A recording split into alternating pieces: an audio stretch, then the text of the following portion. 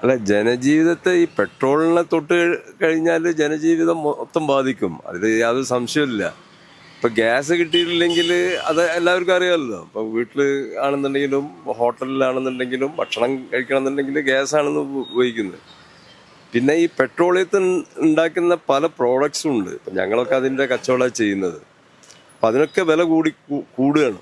Already കൂടിക്കഴിഞ്ഞ് ഇനി ക്ഷാമം നേരിട്ടാൽ അത് എവിടെ ചെന്ന് എത്തുമെന്ന് ഇപ്പോൾ പറയാൻ പറ്റൂല. കാരണം പെട്രോൾ ഇത് കിട്ടിയാലല്ലേ ഇത് ഉണ്ടാക്കാൻ പറ്റുള്ളൂ.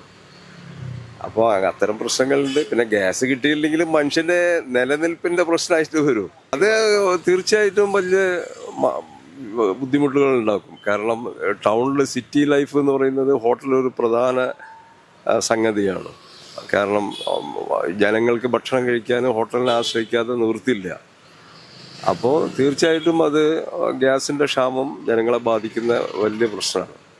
പ്രത്യേകിച്ച് യുദ്ധം ഉണ്ടാവുകയാണെന്നുണ്ടെങ്കിൽ ആർക്കും ഒരു നേട്ടമില്ല. പിന്നെ ഇത് പെട്രോൾ മേഖല ബാധിക്കുന്നത് കൊണ്ട് ഇത് സർക്കാർ ഇതിന് യുദ്ധം അവസാനിപ്പിക്കാൻ സർക്കാരിനെ കൊണ്ട് എന്തെങ്കിലും ചെയ്യാൻ പറ്റുന്നുണ്ടെങ്കിൽ അത് ചെയ്യണം.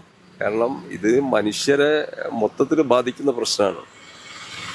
മലയാളികളെ സംബന്ധിച്ചിടത്തോളം ഗൾഫ് മേഖലയ്ക്ക് എന്തെങ്കിലും സംഭവിക്കുകയാണെന്നുണ്ടെങ്കിൽ അത് വളരെ ഗുരുതരമായ ഒരു പ്രശ്നമായിട്ട് മാറും.